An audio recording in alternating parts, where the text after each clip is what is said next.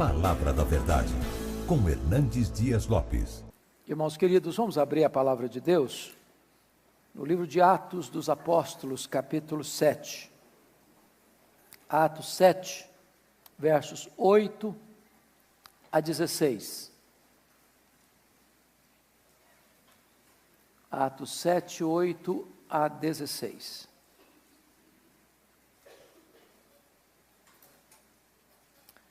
Vamos começar a leitura com o verso 8, a parte B. Então está escrito: de Isaque procedeu Jacó, e deste os 12 patriarcas.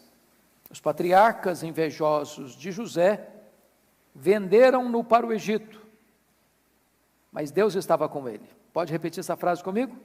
Mas Deus estava com ele, e livrou-o de todas as suas aflições, concedendo-lhe também graça e sabedoria perante Faraó, rei do Egito, que o constituiu governador daquela nação e de toda a casa real. Sobreveio, porém, fome em todo o Egito, e em Canaã houve grande tribulação, e nossos pais não achavam mantimentos.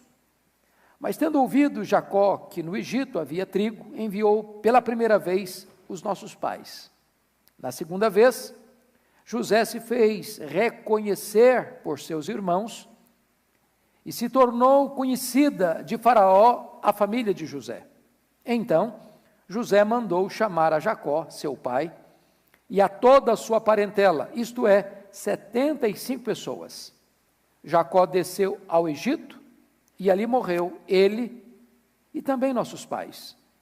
E foram transportados para Siquém e postos no sepulcro que Abraão ali comprara a dinheiro aos filhos de Hamor. Até aqui. Eu gostaria então de conversar um pouco com vocês sobre o tema a vitoriosa providência de Deus na vida de um homem. A vitoriosa providência de Deus na vida de um homem. Todos nós que estamos aqui certamente cremos no Deus da providência. O que isso significa? Significa que mesmo que você não saiba, mesmo que você não veja, mesmo que você não sinta, mesmo que você agora não esteja experimentando, Deus está rigorosamente no controle da sua vida. As rédeas da sua vida não estão nas suas mãos, estão nas mãos de Deus. Quem comanda a sua vida não é o andar de baixo, é o andar de cima. Deus está trabalhando não contra você, Deus está trabalhando por você. Se você é um filho, uma filha de Deus, o final da sua vida já está escrito, já está decidido. É a glória. Agora, o percurso do começo da caminhada ao final da caminhada pode ter muitos vales, muitos desertos, muitas dores, muitas lágrimas, muitas lutas. Situações muito adversas poderão bater à sua porta. E se você não tiver uma compreensão de que Deus está no controle, de que Ele tem tudo nas mãos e de que Ele não perdeu o tirocínio da sua vida, o controle da sua vida, você corre o risco de ficar com muito medo, de desesperar-se da própria vida. Então hoje eu gostaria de trazer à sua memória esclarecida esse fato de que na vida de José, de forma tão eloquente, nós podemos ver essa verdade gloriosa da vitoriosa providência de Deus na vida de um homem. E José foi um indivíduo magnífico, foi fiel na adversidade e foi fiel também na prosperidade. Foi fiel ao seu pai, ele foi fiel ao seu patrão, ele foi fiel ao faraó do Egito, ele foi fiel sobretudo a Deus. Por isso, José talvez seja o mais eloquente tipo de Cristo em toda a Bíblia. Há 7 elementos que nos levam a essa conclusão. Primeiro, amado do Pai, odiado pelos irmãos. Segundo, vendido por 30 moedas de prata. Terceiro, desceu ao Egito em tempos de prova. Quarto, perseguido injustamente. Quinto, abandonado pelo amigo. Sexto, exaltado depois da aflição. Sétimo, chamado de Salvador do mundo. Nenhum outro personagem na Bíblia tem tantos vínculos e elos de ligação tipológicos do que José do Egito. Então, eu gostaria que nós olhássemos aqui algumas verdades nesse texto. Primeira verdade, versículo 9. Os patriarcas, e os patriarcas aqui está falando dos 12 filhos de Jacó, os patriarcas, invejosos de José, venderam-no para o Egito, mas Deus estava com ele. Então, o primeiro ponto é esse: a presença de Deus conosco. A presença de Deus conosco. Deus não nos livra dos problemas, mas está conosco nos problemas. Preste atenção nisso. Os patriarcas invejosos de José venderam-no para o Egito. Ele está sendo alvo de inveja, ele está sendo alvo de ódio, ele está sendo vendido como mercadoria, a providência é carrancuda. Mas no meio dessa circunstância toda adversa, está escrito: mas Deus estava com ele. Então, eu queria que nós recordássemos um pouco como é que foi essa experiência. Em primeiro lugar, José enfrenta a dor do desprezo de seus irmãos. Porque a sua família era disfuncional, convenhamos. Toda família poligâmica é disfuncional, não é verdade? Jacó tinha 4 mulheres, tinha filho de todas as 4. E aí, é uma mistureba muito grande, não é?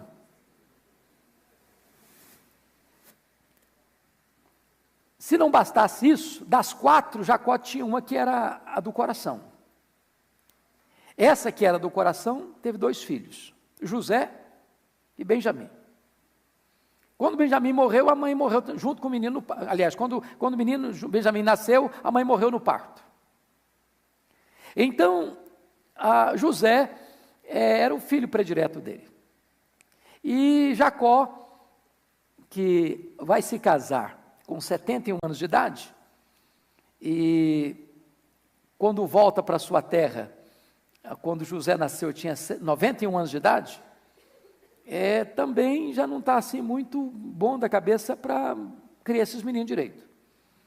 E ele tem um erro de criação, porque diz a Bíblia que ele amava mais a José do que os outros filhos. Isso não é certo um pai fazer. Porque se ele tem outros filhos, e tinha muitos, e se cada filho tinha uma mãe diferente, de certa forma, então isso gerou nos meninos uma inveja, um ódio de José.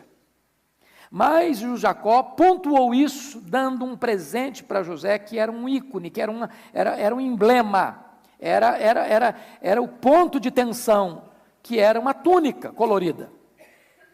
E diz a Bíblia que, se não bastasse esse fato, José tem um sonho e resolve contá-lo.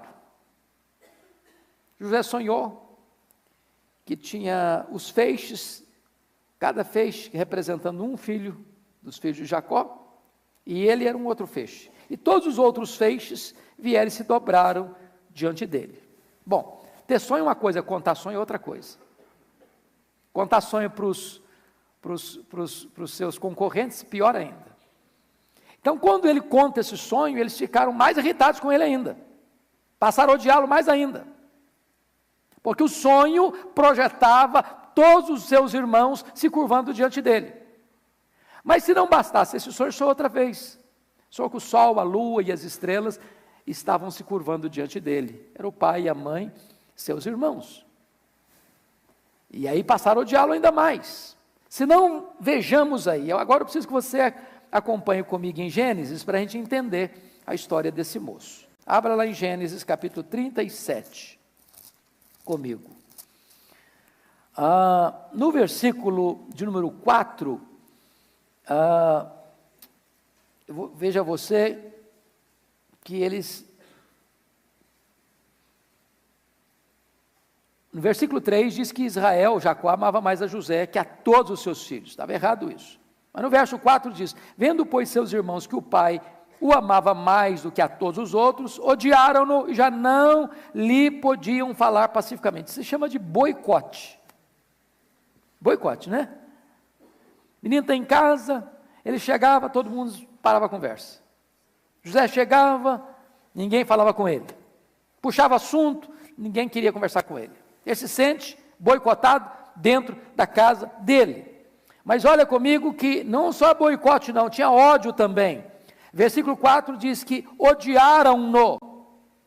Versículo 5, em virtude do sonho que ele relatou aos seus irmãos, o odiaram ainda mais. Versículo 11, diz que seus irmãos lhe tinham ciúmes. Se não bastasse isso, olha comigo no versículo de número 18, que há uma traição. De longe o viram, e antes que chegasse, conspiraram contra ele para o matar. Para o matar. E se não bastasse ainda isso tudo, vejam comigo o desdém deles no versículo 19. E diziam um ao outro: vem lá o tal sonhador. E agora você percebe que José está sofrendo as mais duras provas dentro da sua casa. Ser perseguido por um estrangeiro, por um inimigo, é uma coisa. Você ser desprezado e odiado e alvo de inveja, de ciúme, de traição, de trama de morte dentro da sua casa, aí a coisa é muito mais complicada. Que idade ele tinha? Que idade ele tinha nessa época? Olha comigo. Ele tinha 17 anos. Ele tinha 17 anos. Então, você percebe, no versículo 2, tendo José 17 anos, é um adolescente, diríamos hoje. Poderia ficar para a vida inteira traumatizado. Mas ele enfrentou mais do que isso, ele enfrentou a dor do abandono.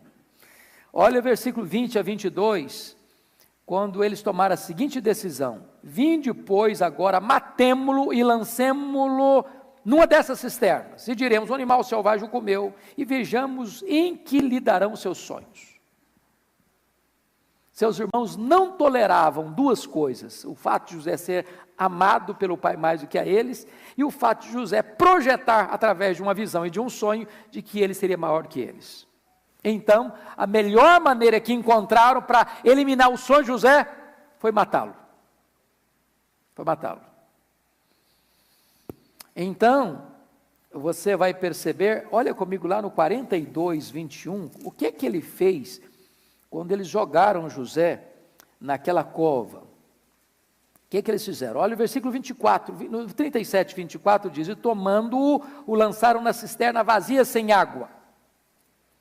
E o que fizeram ao jogar o José naquela cisterna vazia e sem água? O versículo 25 diz que eles então sentaram para comer pão. Tomar uma refeição. O menino foi jogado dentro de um poço. A intenção deles era matá-lo, deles, exceto de Rubem, que era o mais velho. A intenção de Rubens era devolvê-lo para o pai. E eles estão comendo. E o menino fez o que lá dentro do poço? Aqui não diz. Mas está escrito lá em Gênesis 42, 21. Vamos lá.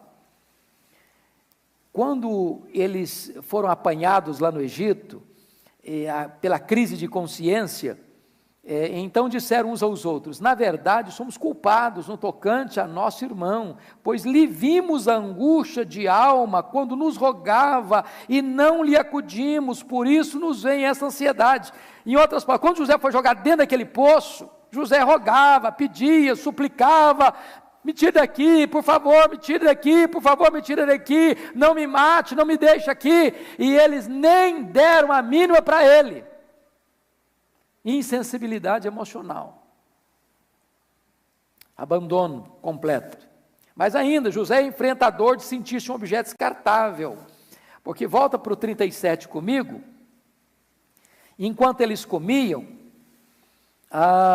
diz o versículo de número 25, que eles olharam e viram a caravana de ismaelitas que vinha de Gileade, rumo ao Egito com seus produtos. Então disse Judá a seus irmãos, versículo 26, de que nos aproveita matar o nosso irmão e esconder-lhe o sangue? Vinde, vendamo-lo aos ismaelitas. Judá pensou o seguinte, bom, o negócio é descartar o José. Agora, a gente pode descartar o José e ainda pegar uma grana. A gente pode acabar com a vida dele e ainda lucrar com isso. A ideia do Judá foi boa, pensaram todos. O Rúben não está presente. Mas então o que fizeram? Vendem José por 20 moedas de prata. Era uma boa grana na época. E vejam vocês que esse menino virou mercadoria.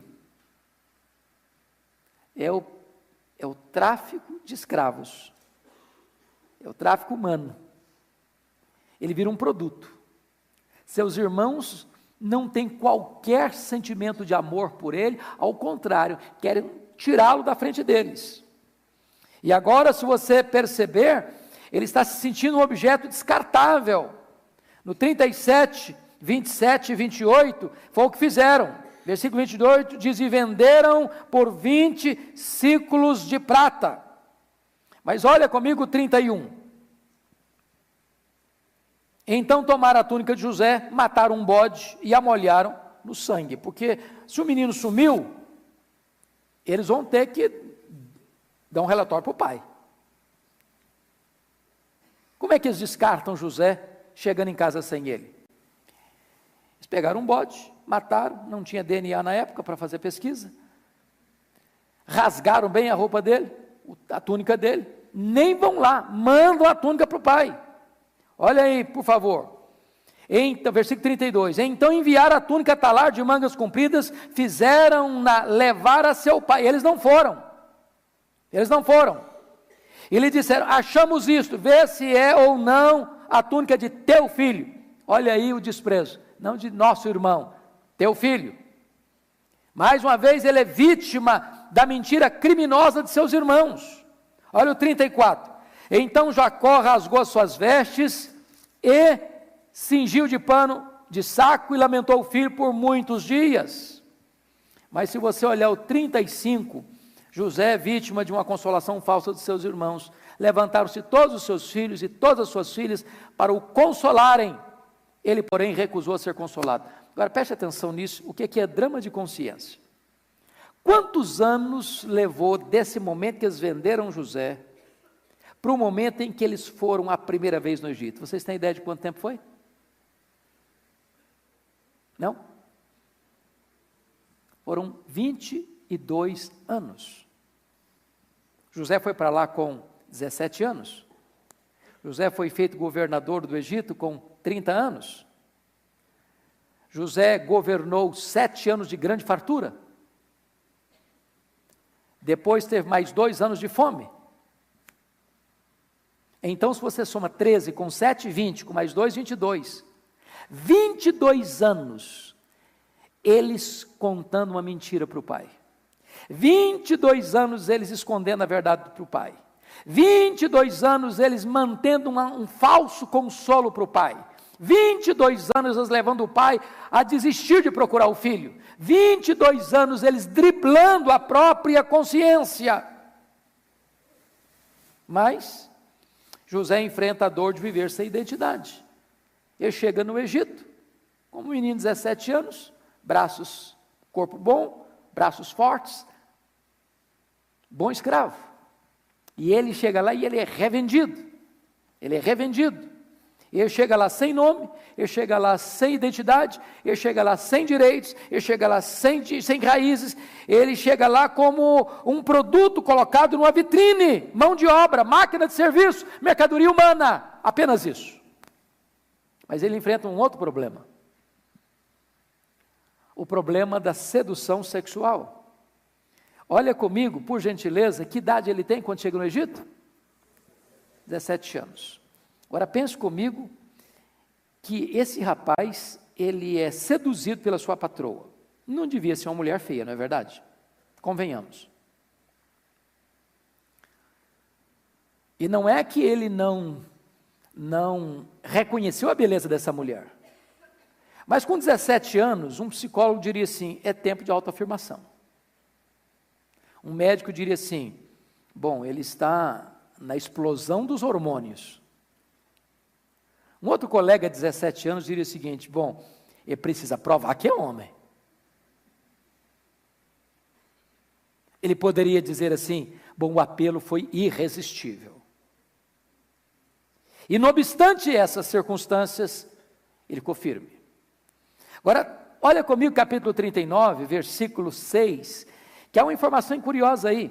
Parte final diz, José era formoso de porte e de aparência. O menino era capa de revista.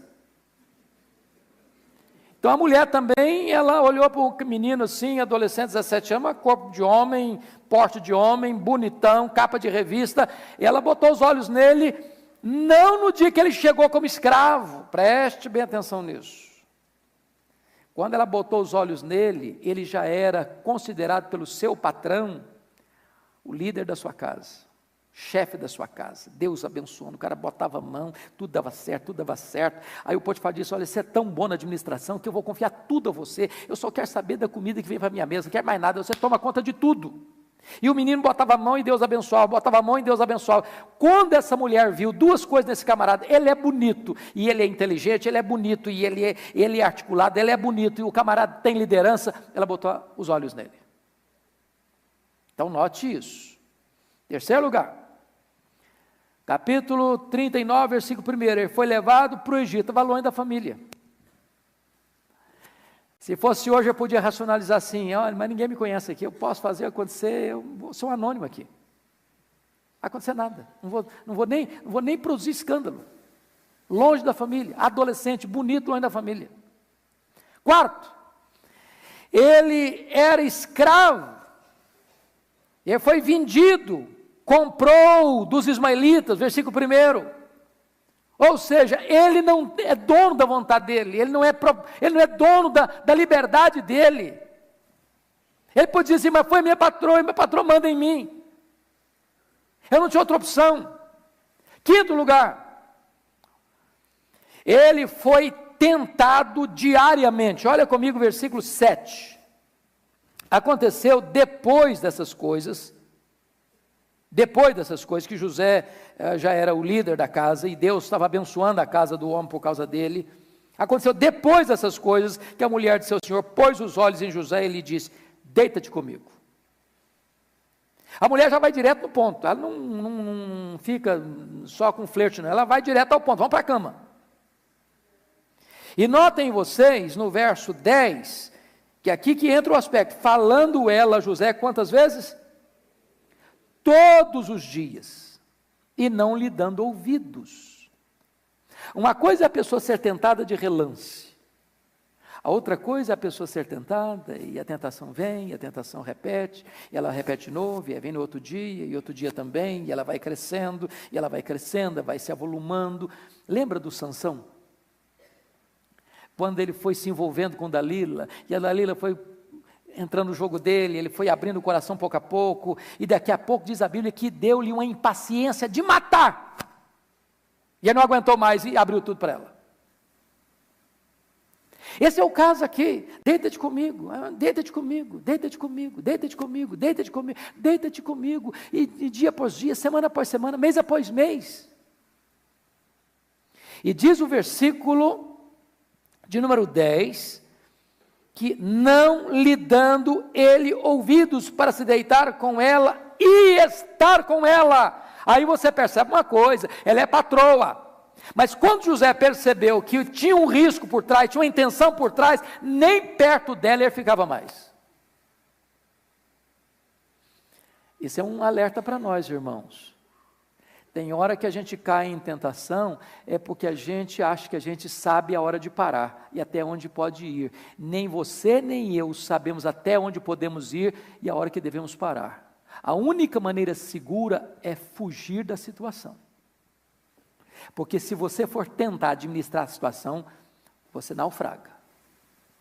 Aí olha a última cartada, versículo 11 e 12.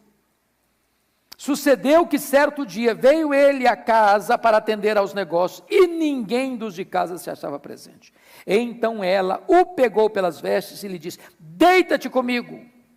Ele, porém, deixando as vestes nas mãos dela, saiu fugindo para fora. Então, pense comigo nessa situação. Ele então poderia justificar: bom, eu fiz tudo o que dependia de mim, mas eu fui agarrado. Esse moço preferiu estar na prisão com a consciência limpa do que estar em liberdade, na cama da patroa, com a consciência culpada. Por que ele não caiu? Por que ele não caiu?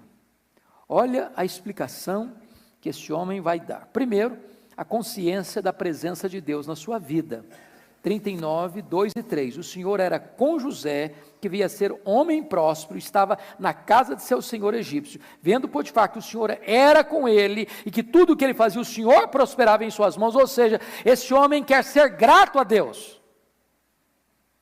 Ele sabe que Deus é com ele, que Deus abençoa a vida dele, que Deus abençoa a casa do patrão dele por causa dele. E esse homem não quer desonrar a Deus, porque Deus tem sido generoso e fiel com ele. Segunda coisa, versículo 5. E desde que o fizeram mordomo de sua casa, e sobre tudo que tinha, o Senhor abençoou a casa do egípcio, por amor de José. Ele sabia da bênção de Deus em sua vida, e através da sua vida. Mas no verso 9 ele explica isso melhor. Vamos ler comigo a parte B do verso 9?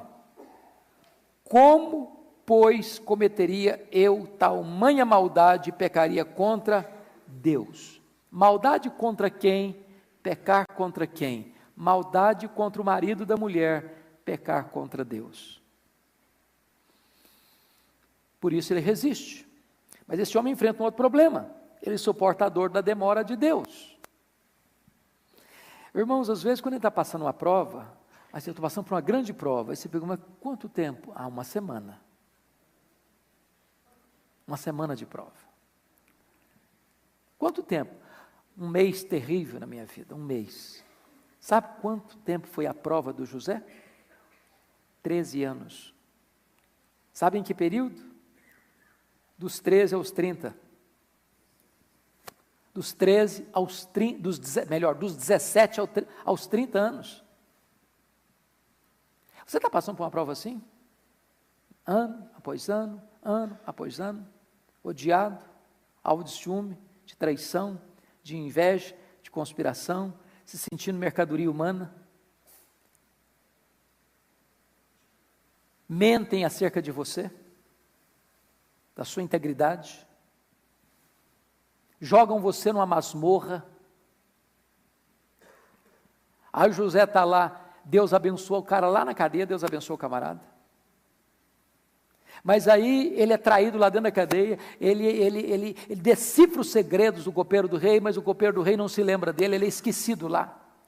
Agora pense comigo a cabeça de um menino de 17 anos, que está lidando com essas provas todas, 13 anos, passando de problema em problema, de luta em luta. Diz: meu Deus, onde o senhor está? Por que o senhor permite isso? Por que o senhor não me tira daqui? Por que o senhor não me escuta a oração? Por que o senhor me deu um sonho lá no passado para me fazer sofrer tanto? Onde está o cumprimento dos meus sonhos? Onde está a tua promessa? Onde está o teu projeto na minha vida? Deixa eu dizer para você, às vezes a providência é carrancuda mesmo. Mas em tudo isso, o que é que diz lá em Atos? Mas o Senhor era com José. Mas o Senhor estava com José. Às vezes nós temos uma ideia de que quando Deus está conosco, não tem problema.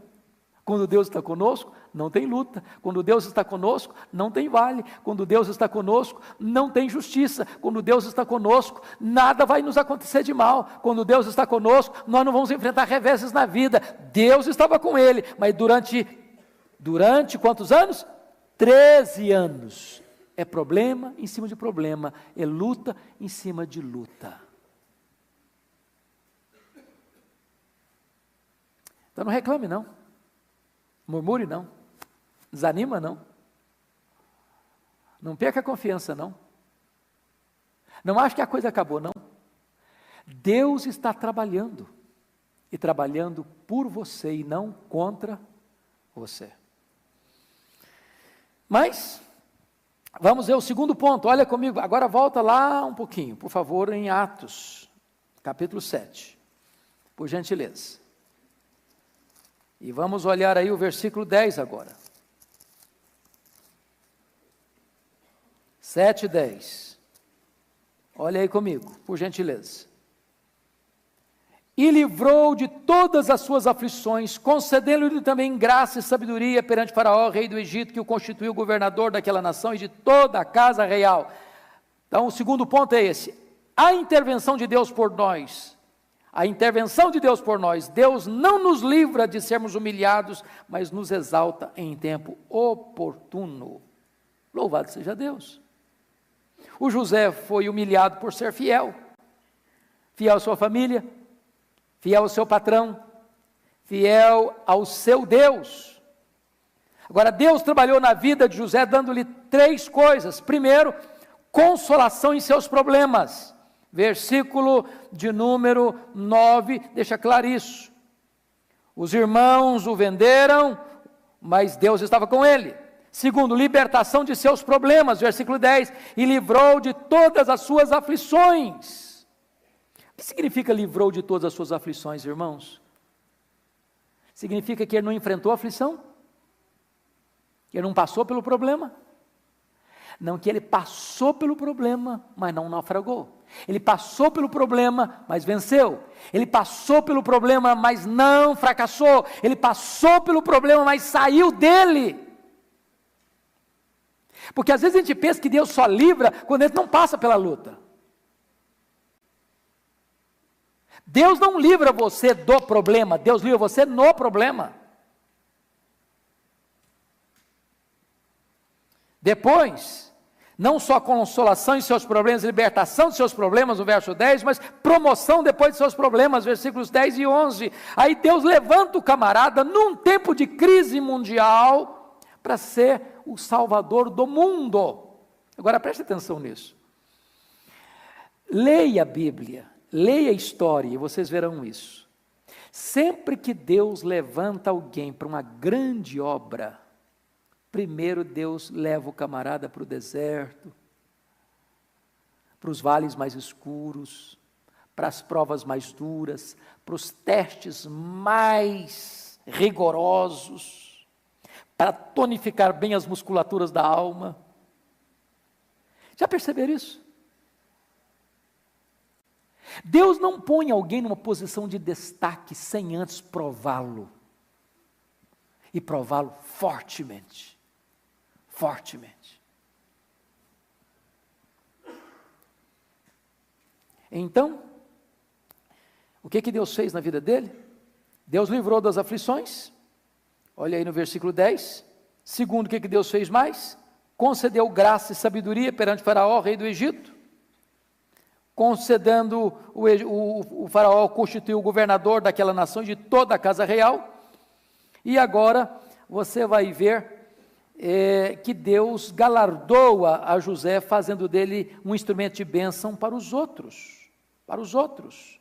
Olha comigo, por favor, que quando o pai dele vai para o Egito, mais tarde, e vai fazer uma descrição de quem é José, não tem uma descrição mais bela do que esta. Abra lá em Gênesis, por favor, 49, 22.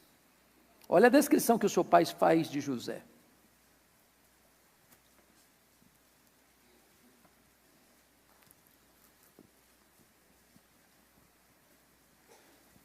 Você pode ler comigo o verso 22, vamos juntos? José é um ramo frutífero junto à fonte. Seus galhos se estendem sobre o muro. Preste atenção em 3 verdades aqui. Primeiro, ele é um ramo frutífero. Por que ele é um ramo frutífero? Porque ele é um ramo frutífero aonde? Junto à fonte. E quem é um ramo frutífero junto à fonte, sabe o que faz? Não abençoa apenas para dentro do muro, abençoa também para fora do muro. Se você quer ver Deus usando a sua vida para fora da sua casa, da sua família, da sua parentela, preste atenção nisso. Deus prova. Mas na medida que Ele prova, Ele faz de você um ramo frutífero. Mas Ele planta você junto à fonte, a fonte é o próprio Deus. E aí você vai ser bênção, não só para dentro da sua casa, você vai ser bênção para o mundo. Olha que coisa curiosa, Deus usou os irmãos de José para colocar José no caminho da providência. E Deus usou José para salvar a vida de seus irmãos. Deus já havia profetizado para Abraão, falado para Abraão, que a descendência dele iria para o Egito. Como? De que forma? De que maneira? A providência é carrancuda. Deus abre o caminho para o povo de Israel ir para o Egito, e os irmãos vendendo José como escravo para lá.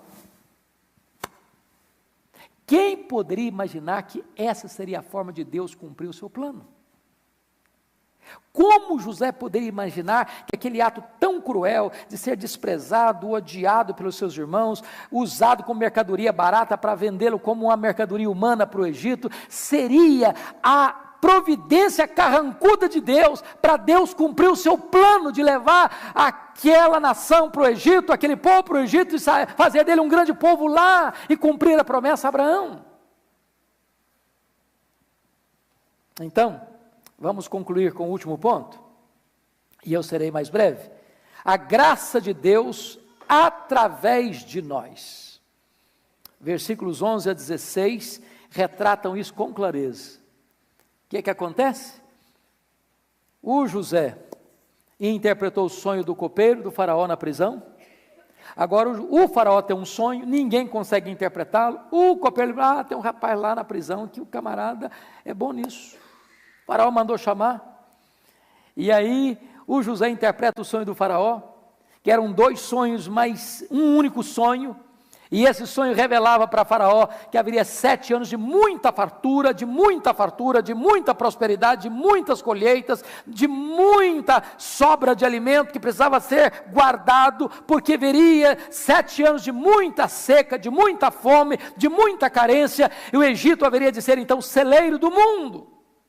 Aí José diz: Faraó, você precisa escolher um homem que administre esse projeto para você, para que você então, nesses 7 anos de fartura, possa plantar muito, possa colher muito, possa fazer celeiros, possa armazenar comida, porque o mundo vai passar 7 anos de fome, e esse alimento precisa ser guardado para que possa suprir a necessidade do mundo. E o faraó diz: mas tem alguém melhor do que José? E o faraó constitui José em governador do Egito. E o projeto de Deus se cumpre. E agora eu queria que nós lêssemos 3 versículos da Bíblia para entender isso. Gênesis 45, 5, olha aí comigo. Olha o que José diz para os seus irmãos quando se dá a conhecer a eles. 45, 5. Eu queria que todos vocês lessem comigo. Vamos juntos? Agora, pois, não vos entristeçais, nem vos irriteis contra vós mesmos, por me haverdes vendido para aqui, porque para a conservação da vida, Deus me enviou adiante de vós. Preste atenção num homem que entende que Deus dirige o seu destino. Quando ele se revelou para os seus irmãos, eles ficaram desesperados, com medo de vingança, com medo que seu irmão fosse matá-los, com medo que seus irmãos fizessem algum mal para eles. Começaram a discutir entre eles. Fiquem calmos, fiquem tristes não.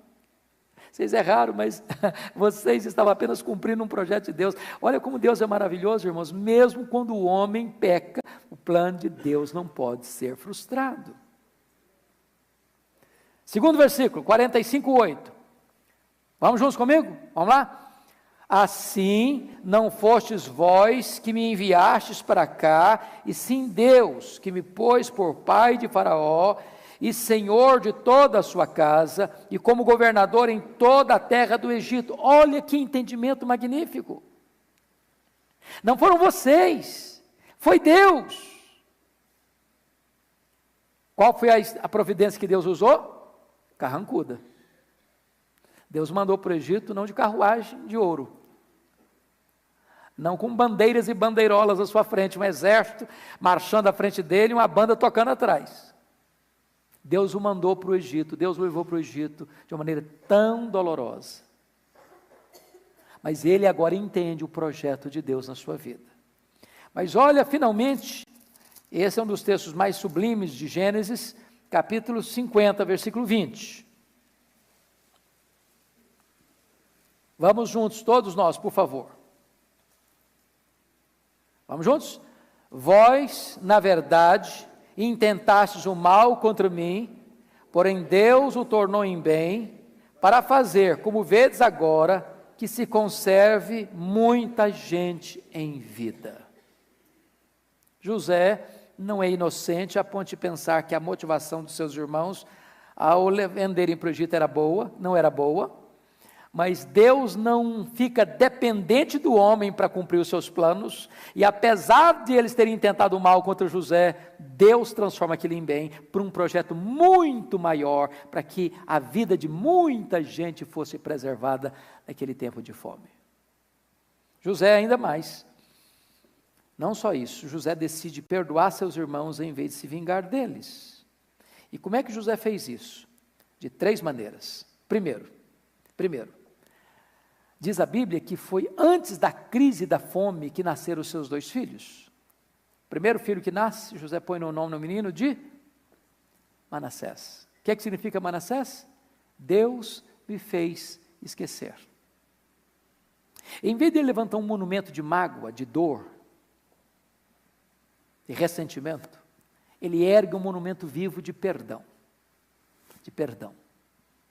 Se as pessoas intentaram mal contra você, mesmo que elas intentaram mal contra você, essas pessoas não vão frustrar o plano de Deus na sua vida. Então não cabe a você ficar com mágoa delas. Não cabe a você vingar-se delas. Não cabe a você pagar o mal com o mal. Entenda isso. Entenda isso. Mesmo que as pessoas falem mal, façam mal para você, o plano de Deus na sua vida não vai ser frustrado. E Deus não permite que você dê o troco às pessoas que falam mal, fazem mal para você. Cabe a você perdoá-las. Segunda coisa que José fez para demonstrar o seu perdão. Capítulo 45, versículo 18. Olha que coisa maravilhosa que está escrito aí. 45, 18. Tomai a vosso pai e as vossas famílias e vinde para mim, dar-vos-ei o melhor da terra do Egito, comereis a fartura da terra. Porque às vezes tem gente que diz o seguinte: não, eu perdoo você, mas agora você vai ter que ralar. E diz: eu perdoo vocês e vou dar o melhor para vocês. Isso é perdão. Não é você apenas perdoar o que foi passado, é você abençoar daqui para frente. Isso é perdão. É isso que Deus faz com você e comigo. Olha comigo aí, 45, versículo 20. O que é que está escrito? Não vos preocupeis com coisa alguma dos vossos haveres, porque o melhor de toda a terra do Egito será vosso. Agora ele faz mais do que isso. Ele sustenta seus irmãos e seu pai. 47, 11 e 12, olha aí. Então José estabeleceu a seu pai e a seus irmãos e lhes deu possessão na terra do Egito, no melhor da terra, na terra de Ramsés, como o faraó ordenara, e José sustentou de pão a seu pai, a seus irmãos e a toda a casa de seu pai, segundo o número de seus filhos. Porque uma coisa é você prometer, outra coisa é você cumprir. Lá ele prometeu, aqui ele cumpre. Finalmente, ele pagou o mal com o bem. Foi o que nós já lemos, mas eu gostaria que nós lêssemos agora o contexto antes e depois. Então, vamos fechar aqui,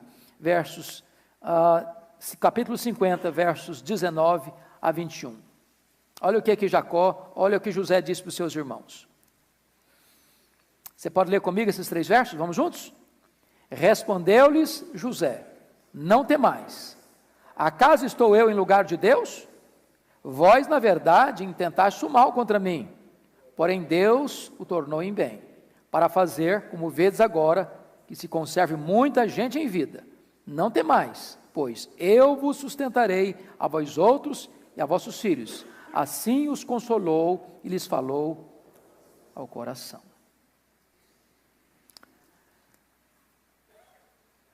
Como é que você reage quando alguém fala mal de você ou faz mal para você? Você tem essa postura? Quem sabe a gente pudesse aí repaginar a nossa alma, não? Então, duas aplicações breves. Primeiro, entenda o caráter ondulatório da vida. Você está no vale hoje? Você está passando por uma masmorra hoje? Esse não é o último capítulo ainda da sua vida. Deus é poderoso para reverter isso. Deus é poderoso. Tem hora que você diz, não tem mais saída. Com Deus tem saída. Porque de repente, é aquele que está lá na masmorra que Deus vai levantar para ser o salvador do mundo. É aquele que está lá na masmorra que Deus vai dar uma visão do que fazer no tempo da crise. Segunda aplicação breve, veja, por favor, a providência triunfante de Deus. Os infortúnios humanos não frustram os planos perfeitos e eternos de Deus. Saiba disso, creia nisso, aproprie-se disso. A nossa vida não é a lasca de lenha jogada no mar da vida, empurrada de um lado para o outro ao sabor das circunstâncias. A nossa vida está nas mãos daquele que está sentado num alto e sublime trono e tem as rédeas da história em suas poderosas mãos. Descanse em Deus, Ele está no controle.